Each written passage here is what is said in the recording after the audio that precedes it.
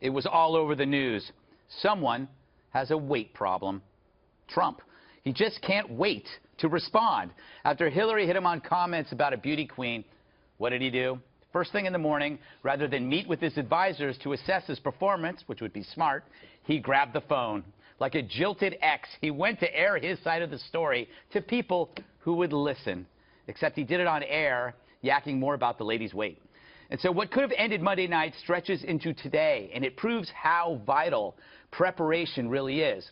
The lesson, Hillary's camp did their homework and knew what would stick in his mind. They found this beauty queen, lobbed it his way, and he swung right at it. Essentially, Hillary dug a hole and said, hey, Donald, here's a great hole to fall in. Now, we could list all the stuff we aren't talking about instead of this. It's so easy, I could make it rhyme. Economic crisis, the war on ISIS, decline of jobs, roving mobs, expanding automation, unbridled immigration, Obamacare, the Russian bear. But who's escaping pillory? Someone named Hillary. Yep, the more they talk about Donald, the less they talk about her. And to her credit, she turned Trump into her own best defender. Dana, from a communication standpoint, did he get played? Yeah.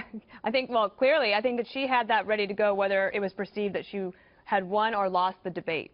Because had she been perceived to have lost the debate, she could have tried to change the subject with this news the next day. Because we know that she laid a trap, because we know that the former Miss Universe had already done a photo spread with Cosmopolitan. She was prepped and ready to go on all the shows.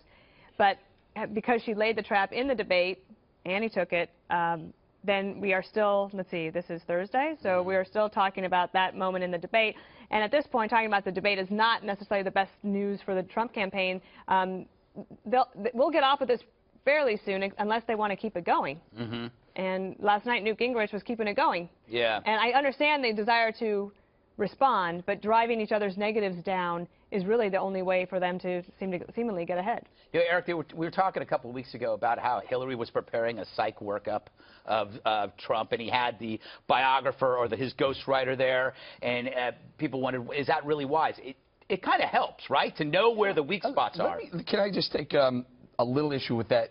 She laid the trap. I don't think she laid the trap. I don't think what she did was skillfully turned it to her advantage. I think Lester Holt offered the trap when he said, Mr. Trump, remember all these pressing things that you very eloquently outlined, things that are important going on in the country, and we're talking about his tax returns, we're talking about birth certificates. And then he said at one point late in the debate, he says, hey, Mr. Trump, what about when you took issue with the way she looks? Does she look presidential? I mean, that was the question that Lester Holt offered to Trump, where he made a comment, and then she turned it and said something like, yeah, we're talking about looks. Here's what I know about looks. Remember when you said this? So she was skillful in turning it into getting that talking point out there, and then I guess he bid on it or whatever. Who knows if he did or not. Again, I think that there was probably no place for that in that debate. I just didn't see that the reason for that to be one of the buckets. He calls in, he calls in the next morning to people he will listen to him and not come after him, when he should maybe just let it die, Kimberly, let it go. Yeah, let it go, or say really appreciate and, love the Miss Universe program and the pageant. We've had some incredible women that have represented the country and their country so well, and kind of like leave it at that. And then add, that being the commander-in-chief is very different, Lester, to being the head of the Miss Universe pageant. I love that opportunity. That was great, but I'm focused on being president of the United States. Boom, done. Let's get back to the relevant questions. Juan, I still think Hillary set this whole thing up. I don't think there's any question. I think she had the beauty queen in the audience. Yeah. I mean, so I don't think there's any question. That was a coincidence. Oh, was that right? I see. No, I don't think there's much doubt about it. And I think that Donald Trump is a guy that can't resist a feud. So it's the Khans, it's Rosie O'Donnell, it's the Mexican, Indiana judge from Mexican heritage. He just loves to fight. He's a schoolyard bully. That's what he likes to do. But to me, this is so amazing. I mean, the idea that he would have called her Miss Housekeeping because she's of Latina heritage, what are you doing? And then the whole business about going back after Rosie O'Donnell, or as Dana mentioned, Newt Gingrich and Rudy Giuliani getting into this like, oh yeah, we're perfect. Or Trump saying, she's no Mother Teresa. I mean, really, is Hillary Clinton's camp writing his lines? I mean, it makes you think, people come up to me sometimes and say, oh, I think Trump was put in this by Hillary so that the Democrats, I'm like, you're kidding. But now I'm like, maybe. Yeah, it's just, if he just needs to prepare. He needs to steal a page from her playbook for the next debate. That's what this is about. This is about how do you prepare for the next debate. And the next question is, he keeps hinting at bringing up Bill Clinton's sex scandals. Do you think that's fair game? Well, I think that from their perspective, it would be. I think it's not helpful for the country in the future. And like millennials are thinking, wait, what are they talking about? This was 30 years ago. But she brought it up. She served up the ball. He'll want to hit it. I don't know if it would be smart or not to do that. But she does have some things that she has said in the past about the women that were involved with Bill Clinton. I mean, to me, yeah, that's fair game. But the thing is, she has answered those questions a lot over the years, so she's kind of practiced at it. Whether you agree with the answers or not, she does know how to answer them. But, Eric, we see these celebrity feminists come out and defend Hillary to the hilt. But they never talk about Juanita Broaddrick or anybody else.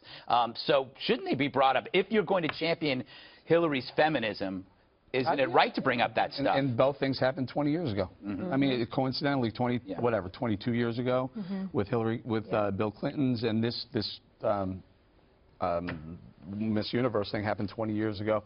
Look, here we are, day 3, and we're still talking about it. I guess speculating on whether he could. Look, if I'm with the Trump camp prepping him, say if they want to bring that stuff up again, then they've been warned.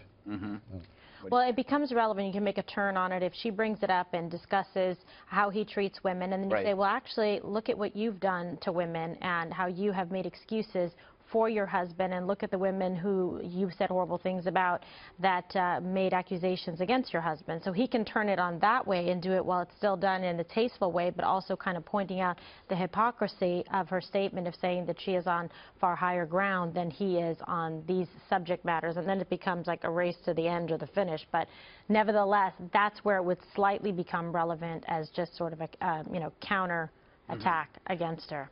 Juan, they both have the similar flaws, don't they? I mean, there's no. You disagree? I'm very curious to hear such smart people say, oh yeah, he fell into a trap the first time, and then advise him to fall into the trap again. I didn't advise him. Oh my God! Because if he brings up this stuff about Bill Clinton's philandering and affairs and even allegations of rape, this stuff is all tested. We know what American women think. You know what American women think? It's beyond me because I screw up with women all the time. But tell us about American women, Juan. I'm telling you, this is tested. And what it says is that people say, you know what, Hillary Clinton kept her marriage together, and it's not her fault if her husband is a wacky guy who is abusive, whatever. That's his problem. And you shouldn't immediately connect it to her and blame her and make it a political baggage for her. No, you only connect it to her as it relates to her comments and conduct. That's and fine. Not People his. say she's defending her family, she's defending her marriage, and people admire the idea she's been married 40 years versus a guy who's bringing cameras in to watch Miss Universe work out to embarrass and shame her because she's put on some weight. I do think that so the next presidential debate is October 9th. It's a Sunday. We will have a live show. Right here, the 5, we'll be here. You sound thrilled by this. I am. It'll be fun, because what else we're going to do? We'll be working at home, or we could be working here. But if on October 10th and October 11th and October 12th, we are still talking about infidelity in either of their marriages, I think that would be considered a failure for both campaigns. Trump's best attacks on her are about that she was an elitist, she's tied to Washington, she has a shady foundation, she did terrible things for the country. That's where he should hope to be able to be talking about. That's the kind of ground he should fight on in those next Plus, weeks. The media, we're suckers for this stuff. It's just more interesting than policy. I love policy, though. Yeah, but you like policy. I was going to say something else, but I already called you Lisa Simpson yesterday. That I'm a ratings downer? No. No. Policy wonk is a policy wonk is what I wanted. But we go for, this is catnip, political catnip. All right.